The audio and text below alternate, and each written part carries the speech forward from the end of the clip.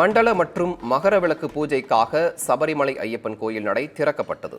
இது குறித்த கூடுதல் தகவல்களை செய்தியாளர் ரமேஷ் கண்ணனிடம் கேட்கலாம். ரமேஷ் கண்ணன், நடை திறக்கப்பட்டிருக்கிறது, கூடுதல் விவரம் என்ன? பக்தர்கள் எவ்வளவு பேர் வருகை தந்திருக்கிறார்கள்?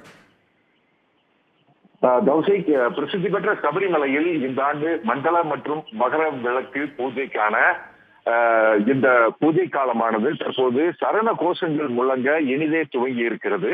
சபரிமலை தந்திரி கண்டரு மகேஷ் மோகனரு மற்றும் தந்திரி பிரம்மதத்தன் முன்னிலையில் மேல்சாந்தி அருண்குமார் நம்பூதிரி நடையை திறந்து தீபம் ஏற்றி இருக்கிறார். கற்பூர ஆளியில் தீபம் ஏற்றி இந்த பூஜை காலத்தை துவக்கி வைத்திருக்கிறார்.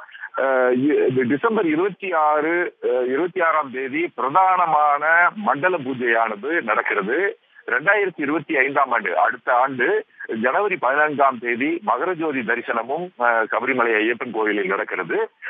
இந்த 2025ஆம் ஆண்டு ஜனவரி 19ஆம் தேதி வரையிலான 62 நாட்கள் நீண்டிருக்கும் இந்த பூஜை காலத்தில் பக்தர்களுக்கு செய்யப்பட வேண்டிய அடிப்படை வசதிகள் மற்றும் பாதுகாப்பு ஏற்பாடுகளை திருவிதாங்கூர் தேவஸ்வம் போர்டும் கேரள அரசும் துரிதப்படுத்தி இருக்கின்றன.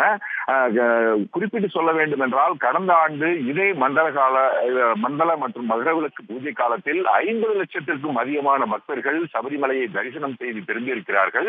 அப்போது இந்த தரிசன முறையில் சில மாற்றங்கள் செய்ய வேண்டிய நிலை உருவானது. ஏனென்றால், கட்டுக்கடங்காத கூட்டத்தை இந்த தேவஸ்வம் போர்டும் சரி, இந்த போலீசாரும் சரி, பாதுகாப்பு இருக்கின்ற போலீசாரும் கட்டுப்படுத்த முடியாமல் திணறும் சூழல் ஏற்பட்டது. பக்தர்கள் பல்வேறு அவதிக்கு உள்ளாகினார்கள். அதன் பொருட்டாகவே கடந்த 2 மாதத்திற்கு மேலாகவே கூட்டத்தை கட்டுப்படுத்துவது எப்படி என்பது குறித்து பல்வேறு ஆலோசனை கூட்டங்கள் நடத்தி இந்த ஆண்டு முறையாக பக்தர்களுக்கு சுப தரிசனம் கிடைக்கும் அளவிற்கு ஏற்பாடுகள் துரிதப்படுத்தப்பட்டிருக்கின்றன. அந்த வகையில் பார்த்தால், ஆன்லைன் முன்பதிவு மூலம் தினசரி 70,000 பக்தர்களும், ஸ்பாட் புக்கிங் எனப்படும் உடனடி முன்பதிவு மூலம் 10,000 பேர் என்று தினசரி 80,000 பக்தர்கள் தரிசனத்திற்கு அனுமதிக்கப்பட்டிருக்கிறார்கள்.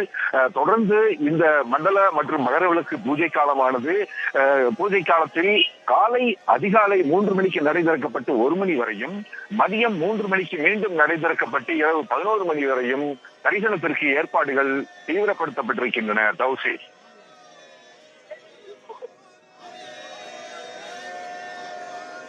ரமேஷ் கண்ணன், தகவலுக்கு நன்றி.